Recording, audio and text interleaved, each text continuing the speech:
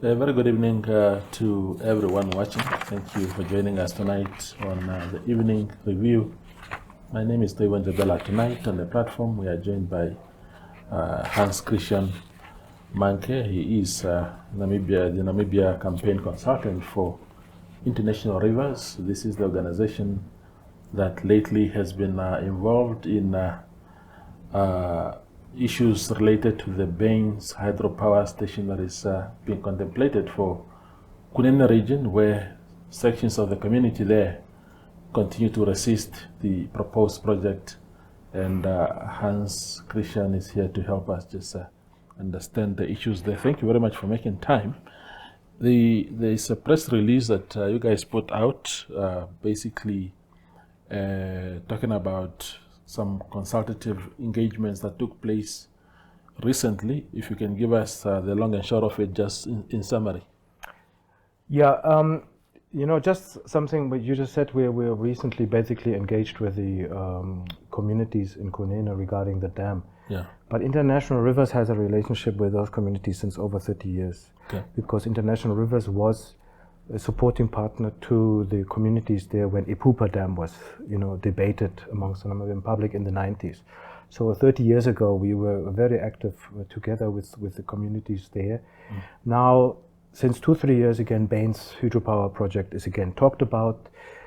Under Hage Geingorb's administration, the MOU with Angola was sort of re-signed, a new political drive or will to establish that dam.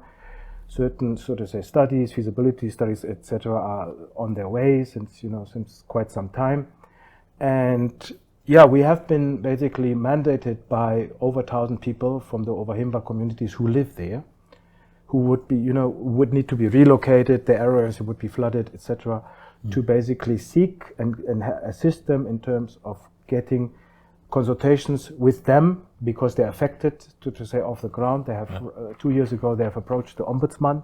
They went to stakeholders like NamPower, etc., who are driving the process to establish the dam.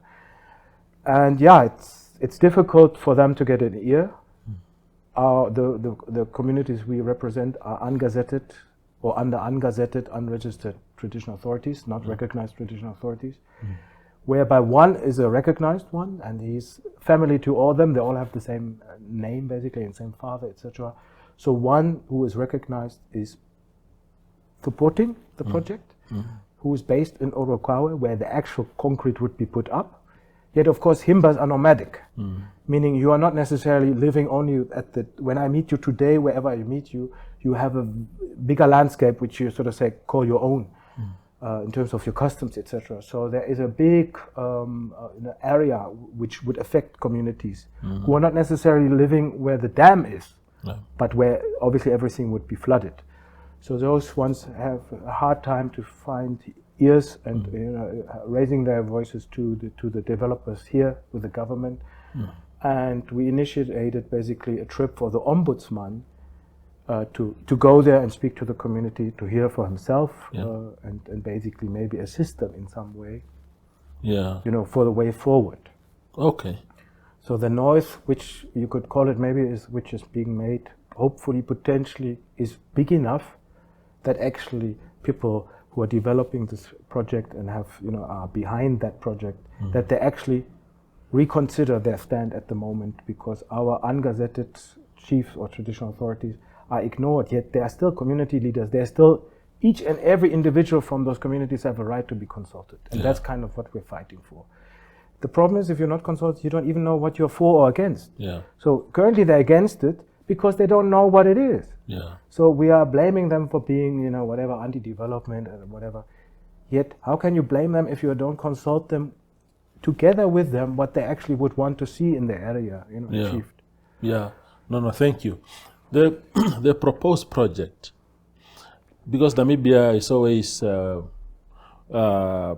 lauded and commended for having one of the most environmentally sensitive approaches to things. The dam, is it being constructed in a manner that the communities oppose? Or it's just the fact that a dam, no matter how sound, the engineering, and sensitive to the environment, they say no. There are two aspects to that. Yeah. One is, as I already said, if you are not consulting me, I don't know what you're even planning, right? Yeah. Yet it is known worldwide that dams have a very detrimental ecological effect. And with the Ovahimba, their life on the land they walk on, their life and their identity, their human beingness, so to say, is linked to the nature. Yeah. They are, you can't separate the land and the nature from them. Now imagine you are a community who's like that, an Ovahimba community. You are living at the Kunene River. Now you're basically your identity is being taken away because suddenly the river isn't flowing. Let's say you live underneath the dam. Yeah. You obviously need water to feed your goats and do a little agriculture, etc. Imagine, take the flooding we had recently. Ruacana opened its floodgates. You can't do agriculture on that kind of basis where there is suddenly a lot of water flooding everything and then it's gone again and so on. So we have a change in terms of the ecological system there, which would even be further climate change, drought and so on. So the rivers don't necessarily always flow, meaning the energy you want to produce is actually not even being produced. 30 years ago, when Ipupa was debated, we didn't have solar energy so much developed. It was costly. Yeah. Imagine we can now use solar wind, decentralized and actually cheaper than 30 years ago, and give it to the community who are living there. Yeah. So access to energy cannot be an argument because we could get it cheaper and less destructive to the environment. Yeah. Consider our president calling the fish sector being in a crisis. 1/3 fish species is depleted. They all feed on each other. Where do they breed? In the Kunene River Delta. So if we stop the water flowing, will the fish still be breeding there when there's no water, or kind of not running continuously like over the whole year? We don't know. Yeah. So there is scientific sort of research to be done when we want to also protect our economic commercial fish sector. Yeah. Certain species lay their eggs there. So, and that's not even about people, right? So that's kind of just economic sectors like out there with fishing sector, etc. But we should not jump the gun because we had an idea 30 years ago. And by the way, of course, the idea is not old, not so new.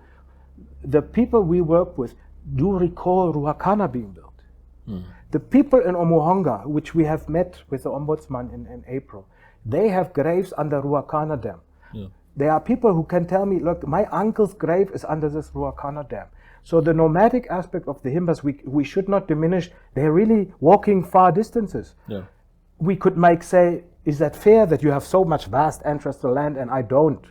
Well, life is not fair. But it is true that those people have connections to the land different than me, let's say, from urban Windhoek. Let me say like that. Maybe I have a different, way. But if you take the nature and all this identity and the heritage, the culture, away from them, how they're going to be still Ovahimba, basically. You're stealing who they are. Absolutely. And one thing also, I think what is sometimes laughed about graves and so on, I can see people chuckle, come on, get serious, promote the development, and graves are not so important. Yeah. Graves in the Ovahimba culture actually have a different meaning than in your Oshivambo-speaking culture or Oshiherero, etc. Graves determine, it's a land certificate, which gives you, my grave is older than yours, for my ancestor and so on. So it basically gives you a right to the land. Yeah. Now, the communities who are for it and who are against it on the same area, they are all from the same family. Yeah. So it's tricky because some want development and hope for jobs, employment when the sum is constructed. Yet really, it's people are not consulted and they need to. They have a right to that. I understand. So, as a country, how must we navigate these issues? Because if you have a government that can come to my village, me as a Nashvama speaking person, and I'm told my local new town is being expanded, I must move, or there's a road that must pass through my Mahangu field and therefore I must make provision for that. I am expected to heed to that call, but another community that has equal rights as myself in terms of the constitution, they must be treated with leniency than me, how must I take? How must I take? No, that? you need to negotiate for compensation. Yes. You are affected because the road would go through your plot Yes. because the village X is extended. Yes. It's your right to say no, and of course it's also your right to say, okay, on the condition of ABC, Yeah. I'm going to say yes. Yeah, if you don't consult Toivu on what he expects in terms of, because he needs to move, the road is coming, Yeah. we need to negotiate with Toivu what will he want for compensation. Yes. But if I don't talk to you, how do we negotiate your compensation? I cannot finalize the matter without you being involved, isn't it?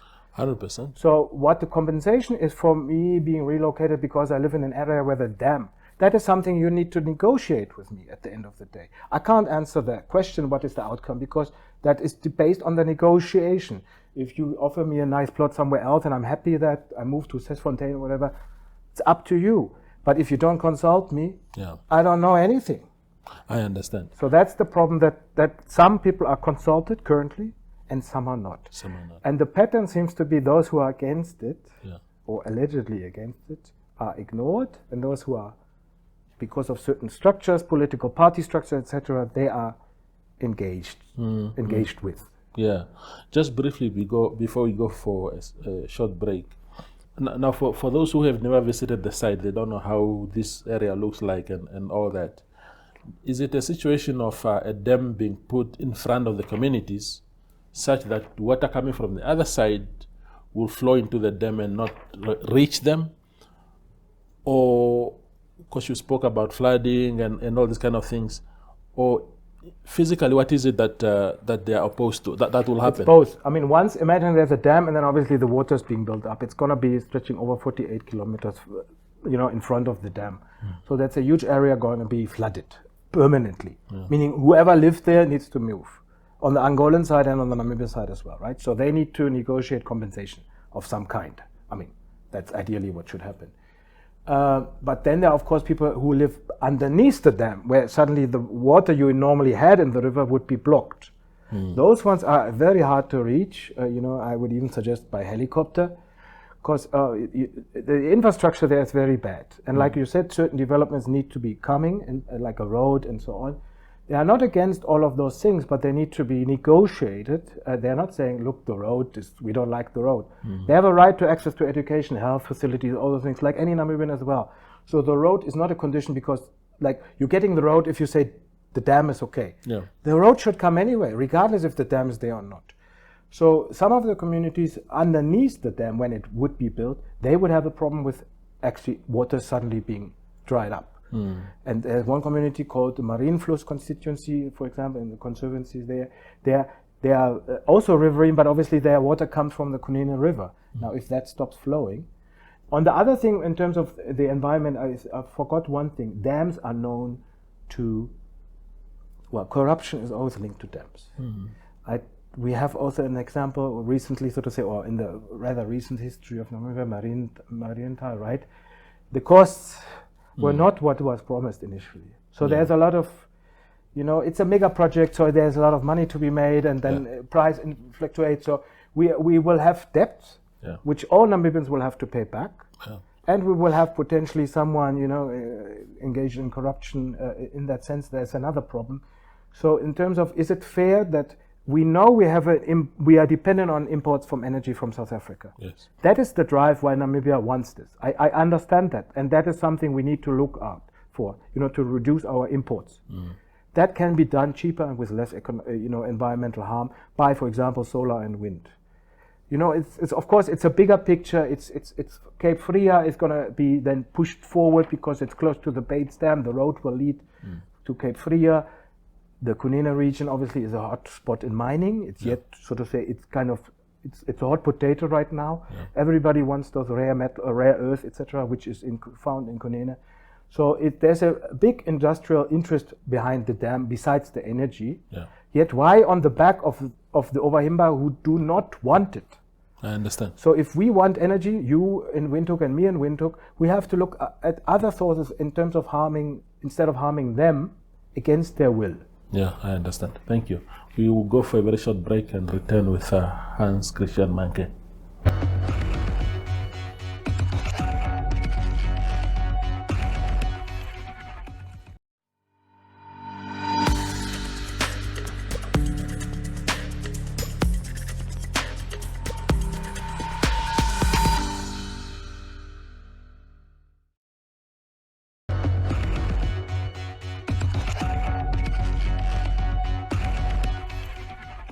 We are still talking to Hans-Christian Mahnke from International Rivers regarding the situation around Baynes Hydropower Project Dam in Kunene.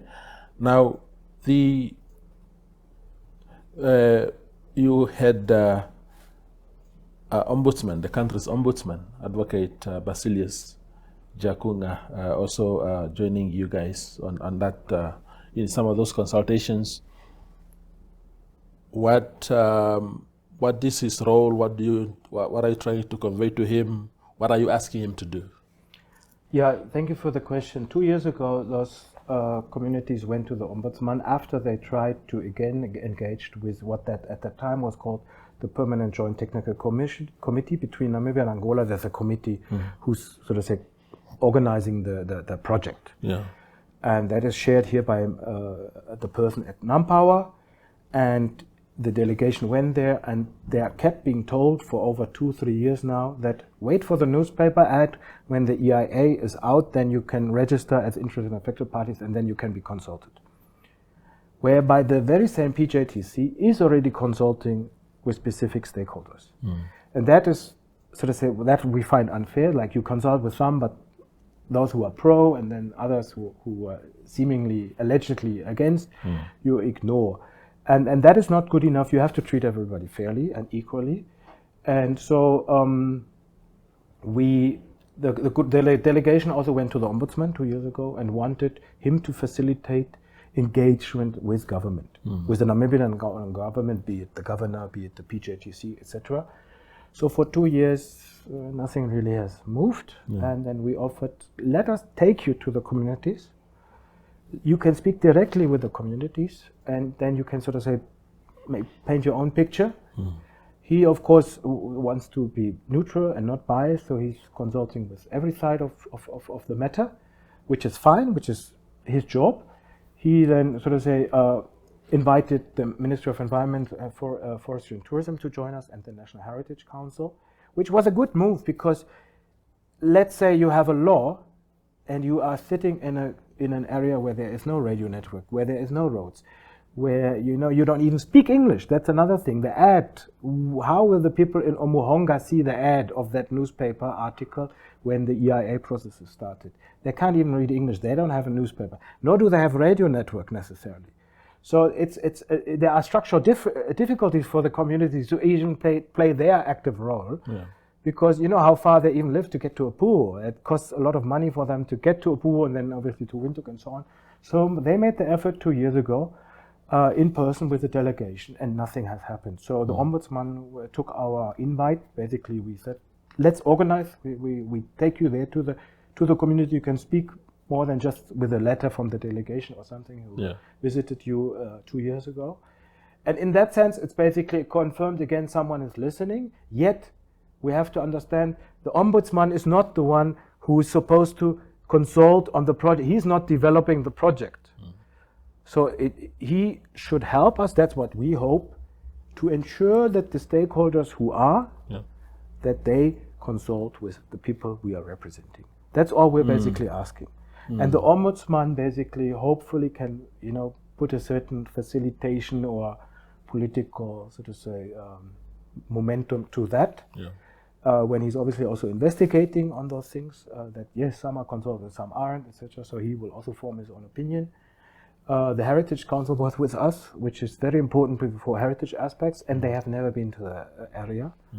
So it's again, it's also understandable from our side. We understand that the area is very remote. Very remote. You even from a pool, you need very long to even get there. Now, even a pool is, from your perspective, maybe very far, but it's much more remote than you can imagine. In terms of road, etc. Going into the mountains, it's quite. You need a normal car. You can't even go there. So you need 4x4, etc. So there are difficulties, and I accept that, so to say, from government side to engage with them. Yet when I hear someone signing MOUs with Angolan counterparts or pushing for the dam, etc., that effort is there. Then the political effort also has to be made to speak to the communities who are affected and who have not they're not doing this for the first time. I mean, they have experienced a dam right in front of them already, Ruacana, and the Angolan one before, how the river flows changed, so that you can't really even trick them in a way, because they actually experienced this. And if not them, it was their parents. Absolutely. Who were, of course, apartheid was a difference. We are not afraid that they will be forced violently to be removed, relocated. We are not afraid of that. We know this is a democratic government who would, so to say, follow the process, etc. We hope there will be no, so to say, forceful removals like under apartheid. Of course, that fear is not existing. That they know, they remember that. So they have not good experiences with dams as such. So that's kind of something. They have actually much more experience than we do in terms of also, and knowledge in terms of the groups when we went with the ombudsman showed us natural, not the river, has nothing to do with the river, natural springs in the area, sacred trees, etc., which obviously we wouldn't even know. Yes. So again, I can't judge if this is important or not for you, the grave or the tree, but of course a spring in an area which is drought-affine, and now you need to feed your cattle and goats and so on, that spring is for you, at all means, it cannot die up. You need that, because you know, over the last 50, 60 years, you have always watered your goats in that area from that natural spring, because, in times of whatever, river not flowing and so on. So those things, you need local knowledge. They have that local knowledge, of course, but it's really difficult for us to, it's really, really, really remote. Yeah. So for campaigners like yourself, who are talking to these communities, you have your boots on the ground in that area, talking to the people, the end game is what? The end game is to say, look, do consultations, and if that happens, the project can proceed. Or for you is to say, look, having the dam at all is a bad idea, and therefore scrap it from the plan. I think what my opinion, my personal opinion, shouldn't actually matter. I don't want to jump the gun what their, so to say, final opinion will be. Some might say, hey, okay, it's actually okay, let me be for it. And some might say, no, over my dead body, I will never accept this.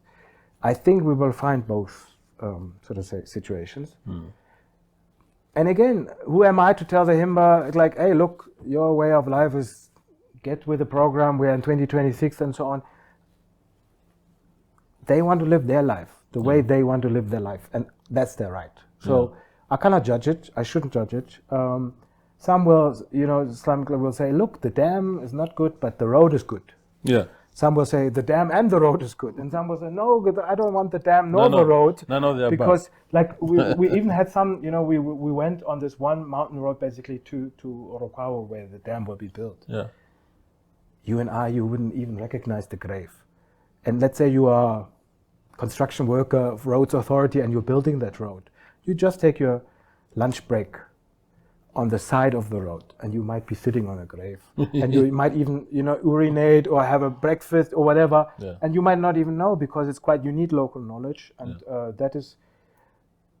I am not feeling comfortable to be in a position to say, look, this is good or bad. Give up your grave or your ancestral, kind of beliefs, sacred sites and all that. We went in a time period in April, when some chiefs actually told us, look, we actually don't go there in that time period because of cultural beliefs. Again, who am I to judge that? I understand. So let me put this question to your hands. Christian, there has to be some balance. It's not my way or highway, in a democracy it shouldn't work like that. But if you look, for example, at other very native traditional communities of our country, the San, for example. The San were nomads themselves, pretty much like all of us were at some stage. And they relied for their livelihood, hunting, for example. Now the law says you can't just shoot a bird and roast it on the fire. You can't just find an impala or whatever animal and shoot it and eat it. There are rules now. So and they no longer engage and indulge in those kind of activities. Of course, it has been very difficult for them because people are saying you must now farm, you must work the land. It's not how they are, but they are slowly getting into that space.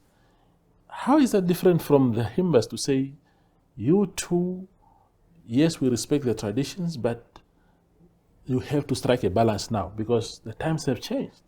But now again, we're like, you have to. Who says they have to?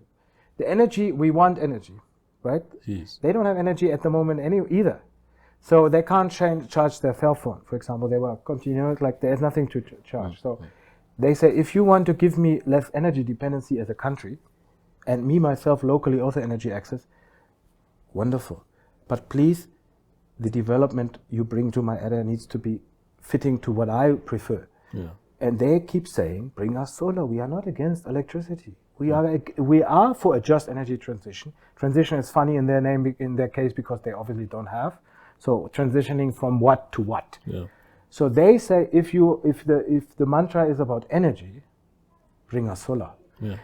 I know financially, of course, the AFDB and the World Bank and so on, they fund mega projects. Yeah. They will not fund individual little decentralized power stations, solar power stations. That is upon us as a country to use our taxpayers generated from the income in the political way, in the priorities, which is in line with what the people want. If the people want, hey, look, sorry, we don't want the dam, but give us solar, well, maybe then change the plan we had 30 years ago. Mm-hmm. I know it's difficult to swallow your tongue as a politician and bury a project, but time has changed. Solar is cheap. So they have to change is actually factually not true. Who says so? Yeah. They have rights. No, not change. But some things are now really, really colliding with the Namibia that we have today. And I don't want a Namibia that wipes off people's traditions like that, but one where there's a give and take to say, look, please maintain your way of living, but certain things have to happen. Give and take, which would again mean you're consulting with me. Yes, of course. So if I'm then, okay, look, we'll find a compromise, so to say.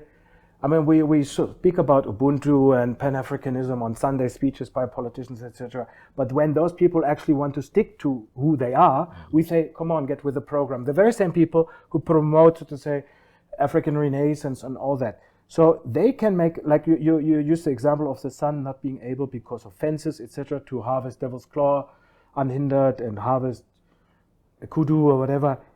There are, of course, conservancies also in the area, etc., and the traditional authorities also have their kind of indigenous biocultural protocols. They have a way to govern themselves, which is, again, we as a country actually accept that they have, you have yours way, they have this way, that group has that way. We as a country accept that. They're not hunting illegally now, impala or whatever.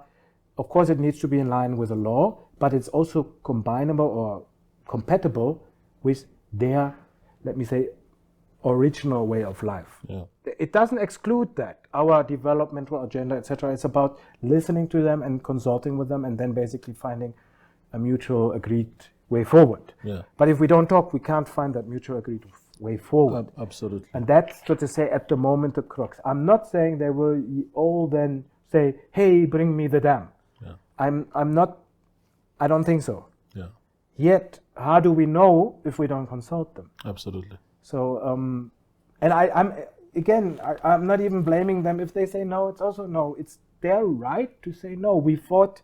This country has a constitution that's based on rule of law. If they have a right, they have a right. Absolutely, brother. Thank you for making time, man. Thank you very much. Yeah, that is Hans-Christian Mahnke. He is the Namibia campaign consultant for International Rivers, which is helping communities in Kunene Region who have a different take on the planned Baynes Hydropower Dam project.